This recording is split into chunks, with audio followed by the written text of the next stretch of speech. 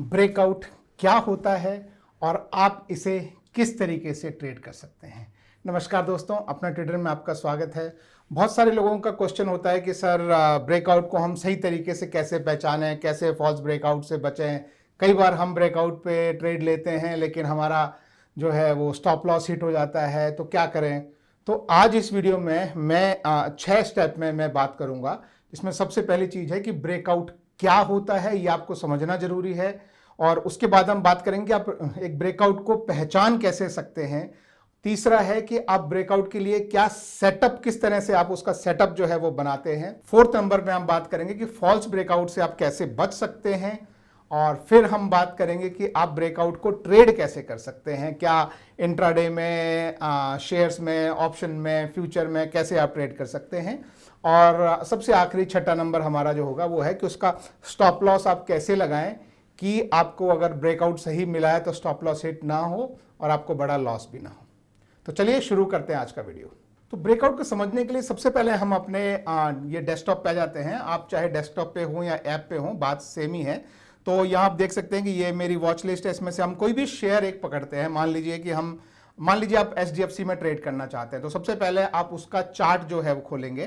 तो मैंने आप लोगों के सामने जो है वो एचडीएफसी का चार्ट खोल दिया है। अभी से हो सकता है कि आपका चार्ट ऐसे डे में हो या किसी भी सेटिंग में हो। तो सबसे पहले तो आप उसे 5 मिनट पे सेट कर लीजिए। ये मैं इंट्राडे के एंगल से मैं आपको समझा रहा हूं। तो आप उसे 5 मिनट पे आप उसे सेट कर लीजिए। और यहां पे इस चार्ट में आपको जो है वो ब्रेकआउट देखना होता है। तो पहली बात हम समझते हैं कि ब्रेकआउट क्या होता है। ठीक है, ब्रेकआउट मतलब किसी चीज को तोड़ के बाहर निकलना। तो ब्रेकआउट कुछ लोगों को लगता है कि ऊपर की तरफ ही ब्रेकआउट होता है, लेकिन नहीं। ब्रेकआउट मतलब एक रेंज आपको जो है डिफाइन करनी होती है पहले, और उससे जो बाहर कुछ भी निकलता है ऊपर की तरफ या नीचे की तरफ, उसे बोलते हैं ब्रेकआउट। तो अगर वो ऊपर की तरफ को निकला तो हम नॉर्मली ब्रेकआउट बोलते हैं, नीचे की तरफ को निकला तो हम उसे ब्रेकआउट भी बोल सकते हैं, या कुछ लोग उसे ब्रेकडाउन बोलते हैं, तो वो भी सही है। दोनों में से आप उसे कुछ भी बोल सकते हैं। तो अब ये हम रिकग्नाइज कैसे करते हैं, उसको रिकग्नाइज करने से पहले हम उसका सेटअप समझते हैं कि इसका सेटअप कैसे लगाया जाता है। तो आपको पहले स्टेप जो है वो ये है कि आपको अपने रेजिस्टेंस और सपोर्ट लेवल अपने चार्ट पे आपको लगाने चाहिए। तो रेजिस्टेंस और सपोर्ट लेवल जो है वो कैसे आप लगा सकते हैं। मान लीजिए आप यहां पे 15 मिनट पे जाएंगे और आप देखेंगे कि पिछले कुछ दिनों में हाईएस्ट पीक क्या बना है। तो ये यहां से रिवर्सल आया, लेकिन उसके बाद ये यहां चला गया और उसके बाद टॉप इसने यहां पे बनाया। तो हम यहां पे एक लाइन खींच देते हैं, देखिए। ठीक है, तो ये लाइन जो है ये आप देख सकते हैं कि ये हमारा रेजिस्टेंस लेवल बन गया है। इसी तरह से हम नीचे भी जो है कुछ लाइन खींचेंगे। ये पुरानी जो लाइन खींची उसे मन करता हूं, तो ये नीचे की जो लाइन है ये मैंने, तो ये हमारा पिछले कुछ दिन का, शॉर्ट टर्म का, लेकिन पिछले कुछ दिन का जो है वो सपोर्ट और रेजिस्टेंस आपको बन गया। तो ये तो हो गया थोड़ा सा कुछ दिन का सपोर्ट एंड रेजिस्टेंस। अब हम बात करते हैं एक और आप सपोर्ट एंड रेजिस्टेंस लगा सकते हैं। जैसे आपको मान लीजिए कल ट्रेड करना है, तो ये आज का ये जो लाइन आपको दिखाई दे रही है, यानी प्रीवियस डे का हाई और बॉटम जो है। अब जैसे ये प्रीवियस डे का हाई है और ये प्रीवियस डे का बॉटम है, तो हाई और लो आपने जो है प्रीवियस डे का भी लगा लिया। अब मार्केट अगर इस रेंज के अंदर खुलता है, इस रेंज में देखिए जो कि आपका पुराना बना है, इस रेंज के अंदर खुलता है, तो ये आपका रेजिस्टेंस है, ये आपका सपोर्ट है। लेकिन अगर मार्केट इस रेंज के अंदर खुलता है तो ये आपका रेजिस्टेंस है, ये आपका सपोर्ट है। फिर अगर इस रेजिस्टेंस को ब्रेकआउट करके बाहर निकलता है तो फिर ये आपका सपोर्ट बन जाता है और ये आपका रेजिस्टेंस बन जाता है। लेकिन मान लीजिए मार्केट गैप डाउन होता है और यहां कहीं खुलता है, तो फिर ये आपका रेजिस्टेंस बन जाता है और ये आपका सपोर्ट बन जाता है। तो ये आपके सेटअप में बहुत इंपॉर्टेंट चीज है कि आप सबसे पहले अपने सपोर्ट और रेजिस्टेंस जो हैं वो इस तरीके से डिफाइन कर दें। और ये अब जो मैंने जो 4 लाइनें खींची है, अब वो किस जगह मार्केट खुलता है उसके बेसिस पे फिर हम देखते हैं। अगर मान लीजिए इस रेंज में मार्केट खुला तो ब्रेकआउट इधर को हो सकता है, ब्रेकआउट इधर को हो सकता है। लेकिन अगर वही मार्केट इस रेंज में खुला तो ब्रेकआउट इधर को हो सकता है, ब्रेकआउट इधर को हो सकता है। थर्ड, इस रेंज में खुला तो ब्रेकआउट यहां से हो सकता है या ब्रेकआउट यहां से हो सकता है। तो अब ये जो है ये आपका सेटअप जो है वो कंप्लीट हो गया है। अब ब्रेकआउट को पहचाने कैसे, तो बहुत सिंपल सा है कि इस लाइन से क्रॉस होगा ऊपर को तो ब्रेकआउट होगा। लेकिन अच्छा ब्रेकआउट, आप सही ब्रेकआउट कैसे पहचान सकते हैं, वो एक इंपॉर्टेंट चीज है। तो वो अब मैं आपको समझाता हूं। अच्छा ब्रेकआउट समझने के लिए दोस्तों 2 चीजें जो है वो, पहली बात तो आपका ये चार्ट है और इसके नीचे ये वॉल्यूम यहां पे लगी हुई है, ये बहुत इंपॉर्टेंट है, ध्यान रखिए।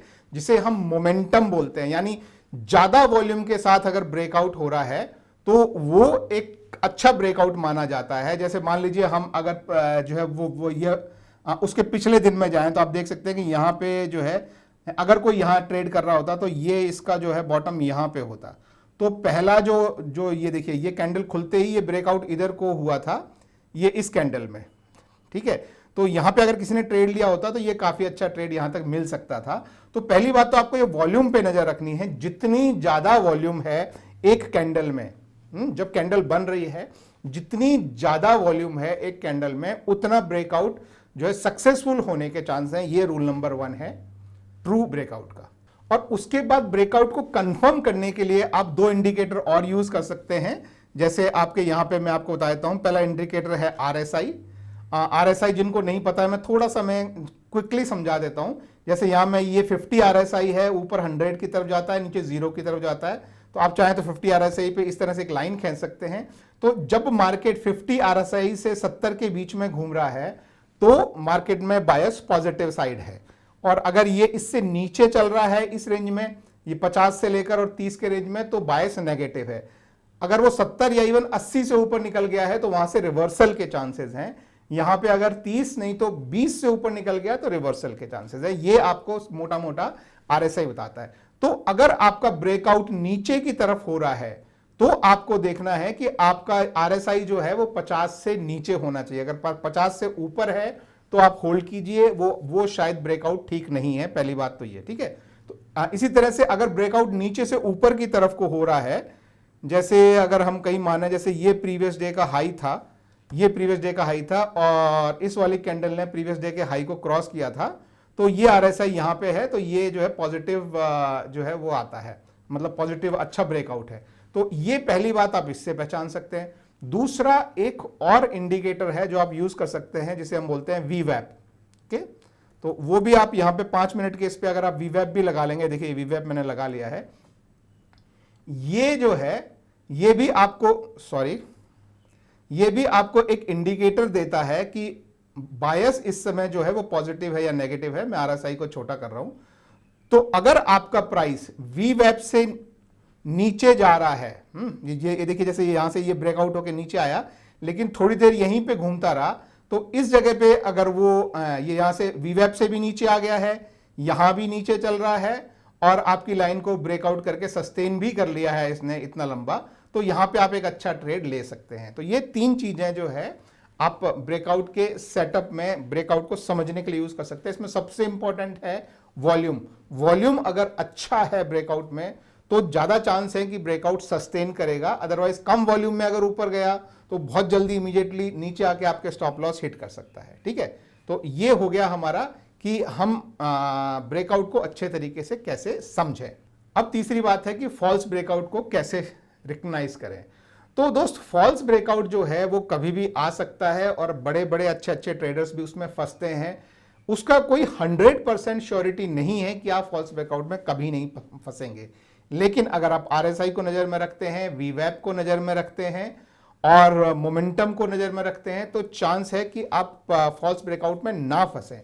लेकिन फिर भी अगर आप सेफ होना चाहते हैं तो जब भी ब्रेकआउट हो, जैसे मान लीजिए जैसे ये ब्रेकआउट हुआ यहां से ऊपर से नीचे, तो जब भी ब्रेकआउट हुआ है, अभी देखिए ये आप ऐसे भी बोल सकते हैं कि भाई मार्केट यहां खुला, ये ब्रेकआउट ऊपर की तरफ गया और यहां क्लोज हुआ, राइट, लेकिन अगले ही में वो नीचे आ गया। तो ये एक और इंपॉर्टेंट स्टेप होती है जो आप समझ सकते हैं और ध्यान रख सकते हैं कि अगर आप थोड़े कंजर्वेटिव ट्रेडर हैं तो जब इमीडिएटली ब्रेकआउट मिले तब आप ट्रेड ना लें।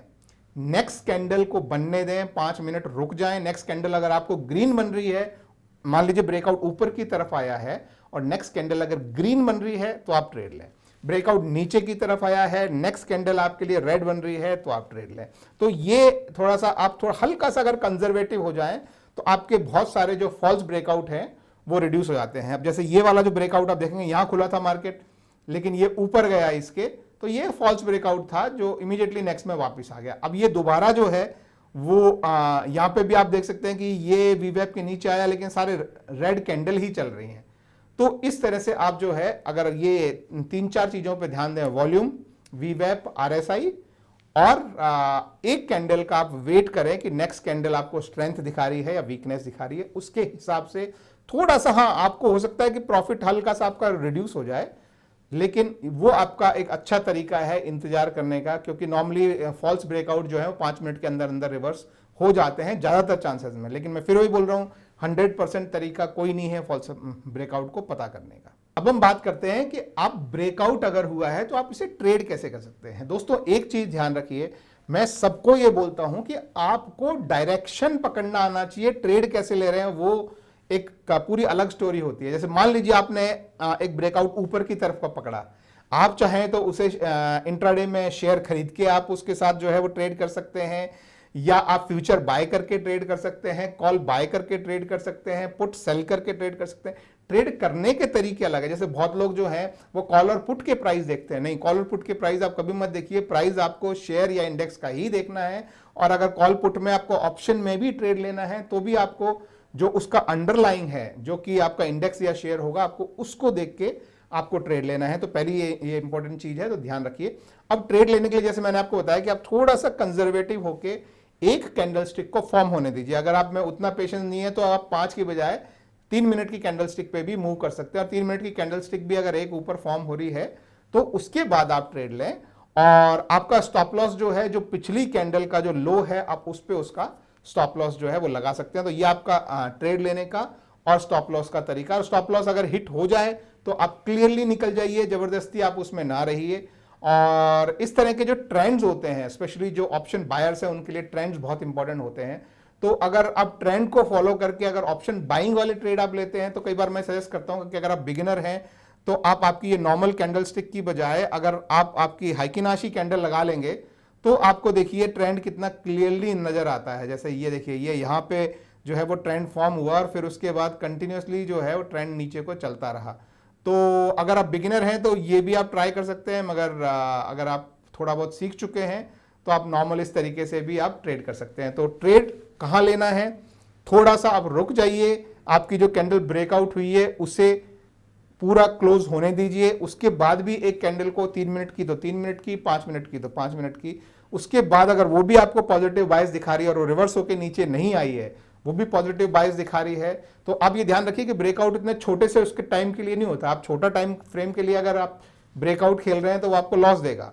आप ब्रेकआउट थोड़ा लंबा खेल रहे हैं, मान लीजिए आपने फर्स्ट हाउस में ब्रेकआउट लिया और इस आशा के साथ कि मार्केट अभी ऊपर ऊपर ऊपर ऊपर जाएगा, तो वो उस तरीके से आप थोड़ा सा 3 या 5 मिनट रुक के ट्रेड लें। और कोशिश ये करें कि आपका ट्रेड जो है, जो ब्रेकआउट जो मिला है, वो आपके मीडियम टर्म और लॉन्ग टर्म ट्रेंड के साथ में मिला है। उससे उल्टा हो तो थोड़ा सा आप क्वांटिटी कम कर दें। अगर नॉर्मली आप 100 क्वांटिटी के साथ काम करते हैं तो आप क्वांटिटी आधी कर दें। अगर नॉर्मल ट्रेंड से रिवर्स आपको ट्रेड मिल रहा है तो चांसेस हैं कि वो फेक ब्रेकआउट हो और वो रिवर्स हो जाए, तो उस केस में आप अपना जो पोजीशन साइजिंग है वो हाफ कर दीजिए, ये बहुत इंपॉर्टेंट है। तो दैट इज इट दोस्तों, आई होप आपको समझ में आया हो कि ब्रेकआउट ट्रेडिंग कैसे करते हैं, किस तरीके से आप उस पर स्टॉप लॉस वगैरह लगा सकते हैं, किस तरीके से आप फेक उनको पहचान सकते हैं। वीडियो पसंद आया हो तो एक थम्स अप दीजिए और चैनल को सब्सक्राइब कीजिए। Bye bye.